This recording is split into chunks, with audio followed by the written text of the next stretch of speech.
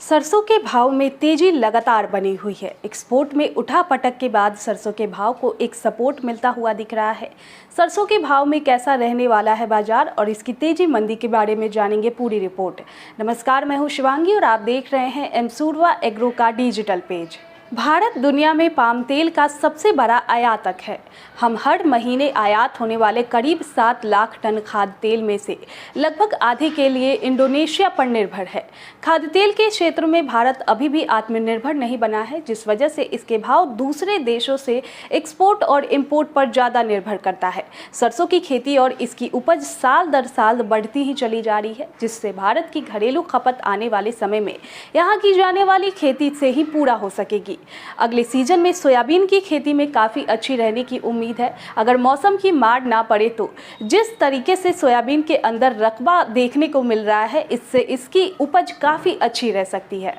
भारत में की जाने वाली तिलहन फसलों में से सबसे ज़्यादा सरसों और सोयाबीन की खेती की जाती है। इस बार सरसों की उपज पिछले साल की तुलना में ज़्यादा अनुमानित की गई है, पर भाव पर इसका असर फिलहाल नहीं देखने को मिल रही है। इंडोनेशिया द्वारा पाम ऑयल के एक्सपोर्ट पर प्रतिबंध के बाद से इसके भाव और सपोर्ट मिलता हुआ दिख रहा है। इससे पहले सूरजमुखी के तेल आयात में फर्क दिखा था। यूक्रेन से सबसे ज़्यादा सूरजमुखी तेल का आयात किया जाता था, पर फिलहाल एक्सपोर्ट प्रभावित होने की वजह से उसके सप्लाई में भी फर्क पड़ रहा है। सरसों की खपत भारत देश में काफ़ी ज़्यादा की जाती है, जिसके बाद आयातित खाद्य तेल की खपत भी बहुत ज़्यादा है।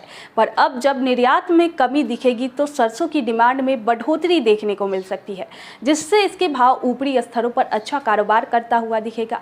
इंडोनेशिया के बाद मलेशिया से भारत बहुत ज़्यादा पाम ऑयल का आयात करती है, पर ज़्यादा इम्पोर्ट ऑर्डर मिलने की वजह से वहाँ भी भाव में तेजी देखने को मिल रही है। इंडोनेशिया की इकोनॉमी पाम ऑयल के व्यापार पर काफ़ी हद तक निर्भर करती है और अगली फसल काफ़ी अच्छी हुई है। इसका मतलब ये एक्सपोर्ट बंद बहुत ज़्यादा दिनों तक नहीं चलने वाला है। वापस से इसके प्रतिबंधों को जल्द ही हटाया जा सकता है।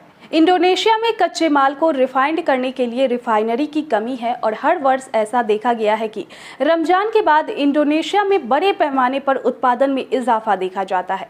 सरसों के भाव पर इसके असर की बात करें तो फिलहाल सरसों के भाव में बढ़त ही बनी रहेगी।